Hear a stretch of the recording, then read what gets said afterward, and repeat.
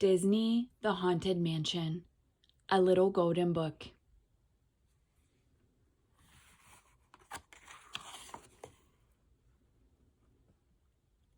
The Haunted Mansion, adapted by Lauren Kloss, illustrated by Glen Brogan.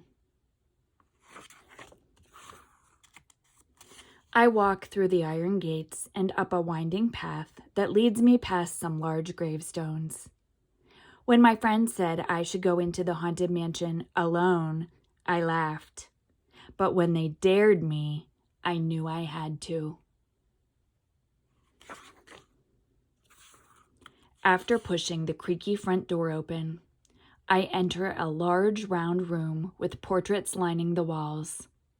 Suddenly, the door slams shut, trapping me inside. "Welcome, foolish mortal, to the haunted mansion," says an ominous voice. "I am your host, your ghost host." Before my eyes, the walls start stretching. Then the room goes dark, and I hear a scream in the distance. When the lights come back on, there is an open door in front of me that wasn't there before. Now, as they say, look alive and we'll continue our little tour, the ghost host says as I walk through the door and along the hallway gallery. Lightning strikes outside the windows, allowing me to see the portraits on the wall. Alive is not exactly how the subjects looked when their eerie images were painted. And now a carriage will take you into the boundless realm of the supernatural, the ghost host says. I see a small black doom buggy. I hesitate, but board the carriage, and it immediately moves forward. There's no turning back now. We find it delightfully unlivable here in this ghostly retreat, the ghost host says. Every room has wall-to-wall creeps. Shh, listen. I hear a muffled, "Let me out of here," as I pass a coffin. Even the spirits are looking for a way out. When I turn a corner, I see a floating crystal ball with the face of Madame Leota, the fortune teller, inside. "Serpents and spiders, tail of a rat, call in the spirits wherever they're at," chants Madame Leota. If the spirits are coming here, I want to be somewhere else. I sigh with relief as the buggy keeps moving past the ball and some floating musical instruments. The carriage drives onto a balcony that overlooks a large ballroom.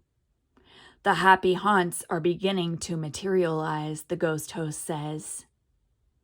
I lean over the edge and can't believe my eyes. It's a swinging wake.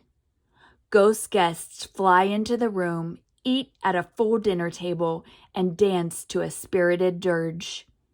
It's a lively party for the undead. The carriage continues, forcing me to leave the incredible scene behind. I glide up into an attic and come face to face with a beautiful ghost bride. But the look in her eyes makes me shrink down in my seat until the carriage moves past her. Near the bride is another ghost who has a sinister smile on his face. Before my eyes, his head disappears and shows up in the box he's holding. I like my head where it is, and luckily the doom buggy seems to agree as it carries me out a window.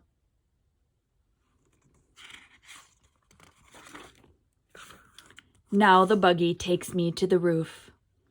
I see tons of spirits flying up, up, and away from the graveyard below. It's quite a fright to behold. The only way out of this attic and far from these creepy ghosts is down, so the buggy floats toward the yard. Once I land, I see the groundskeeper and his dog staring at the graveyard in disbelief. I can't see what they're looking at, but I guess I'll find out because the doom buggy is taking me through the gates. There's another spirited party going on out here with a ghostly band. When they see me, they start singing an upbeat song, and more grim, grinning ghosts and ghouls join in the fun. I'm surprised there are no skeletons playing the trombone. The buggy rolls past 5 busts surrounded by happy haunts. The statues, called the Phantom 5, are loudly singing the ghost group's song. They don't need anybody to sing with them. As I ride past a strange tea party, the ghosts there call for me to join them. But that path looks like a dead end, so I'm glad when the buggy quickly moves on. As the spooky song ends, the buggy rolls toward a crypt. I enter it, and the ghost host speaks to me again. There's a little matter I forgot to mention, he says. Beware of hitchhiking ghosts.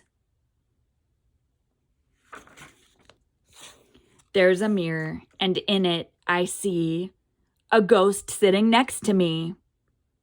They'll haunt you until you return, the ghost host warns me. No way am I getting haunted.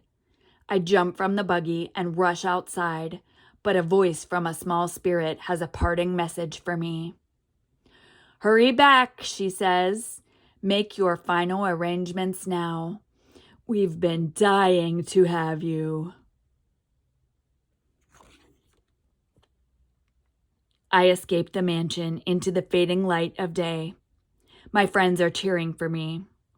I know ghosts aren't real, but I can't shake the feeling that one might follow me home.